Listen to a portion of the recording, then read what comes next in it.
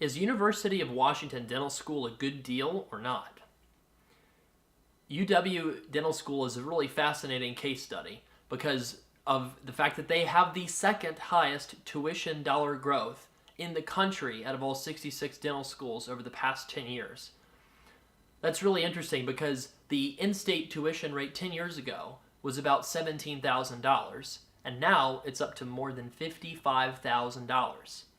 The loss of state appropriations during the financial crisis definitely hurt, but that in no way can explain the drastic increase of costs at the University of Washington Dental School. If you're either a grad of that institution or you're in school at that place right now, or you're thinking about going to UW Dental School, know that you will probably have to pay back your loans with a forgiveness-based strategy. The cost of attending is going to put you in over $300,000 of student loan debt unless you have financial aid from some other source, like from a parent or a grandparent or spouse. And that big amount of debt is not going to allow you to easily pay back your debt if your goal is to be debt-free in the traditional sense. If you work in Washington State, yeah, there's no income tax, but housing prices are a lot higher because of all of the influx of tech jobs to the state. If your plan is to stay in Washington State, you really want to think about that because, to be honest, a lot of the tech jobs will produce much higher returns in pure dollars. If that job could be interesting to you as an intelligent individual, you obviously have a lot of choices. So if you're trying to decide between multiple paths, for example, I know that one student at Washington Dental School actually dropped out after the first semester because he thought about the finances of it and he saw the tuition rate that everything was increasing at, and he decided that he'd be better off going to work for Amazon. Now, obviously, working for Amazon and being a dentist are not at all the same thing. And if you want to be a dentist, you're probably feeling called to being a dentist, or you're feeling that that's your purpose in life. And I'm not at all saying that you should abandon that. What I'm saying is that because University of Washington has had such a rapid rate of tuition increase, you just need to be cautious when you decide to make that decision to attend. The typical University of Washington dental grad is going to need to know about the community property rules and the breadwinner loophole that's available to people who live in community property states, because Washington State is a community property state. So if you decide to stay in Washington State, especially if you are the breadwinner in your family, you might be able to file separately for taxes and equalize your incomes, which could drastically decrease your payment on something like pay-as-you-earn, especially if you have a spouse who earns much less than you.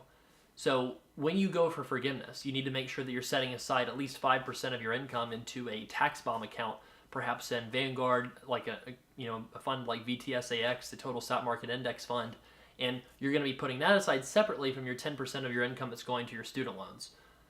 Now, if you're planning on paying back your loans, you need to know that you have to make over $250,000 a year to do that very comfortably and also to make the math work. So you need to talk to recent University of Washington Dental School grads and see if that's what they're actually earning. And if you find out that they're not, in our case, over the 500 different dental consults that we've done, it's generally not the case that people earn that much. That's probably the exception. Maybe the top 5% of dentists earn that much. So you just need to be aware that the forgiveness path is the one that you will probably end up on in a de facto sense by going to the University of Washington Dental School. I think that UW shows why having some oversight with federal rules over not-for-profit universities, especially graduate programs, would be helpful, because a lot of decisions were made by deans that were financially, with the benefit of hindsight, not very wise, right? And that's one of the primary reasons that tuition exploded so much, is because they were trying to cover deficits from decisions that were made that ended up being very poor business decisions. But instead of being able to just declare bankruptcy or stop something, it's a lot more difficult for universities to make up operating budgets compared to businesses that can just walk away from things very quickly. So University of Washington Dental School has already cycled through, I think it's on its third dean in the past couple years. It's not a very stable institution right now, or at least it seems to be that way from an outsider's perspective. So if you have a lot of debt from University of Washington Dental School, or you are about to have a lot of debt, we would love to help you. Just reach out to help@studentloanplanner.com. We'll help you if we can. We make custom plans for student loan debt, especially for dental school borrowers.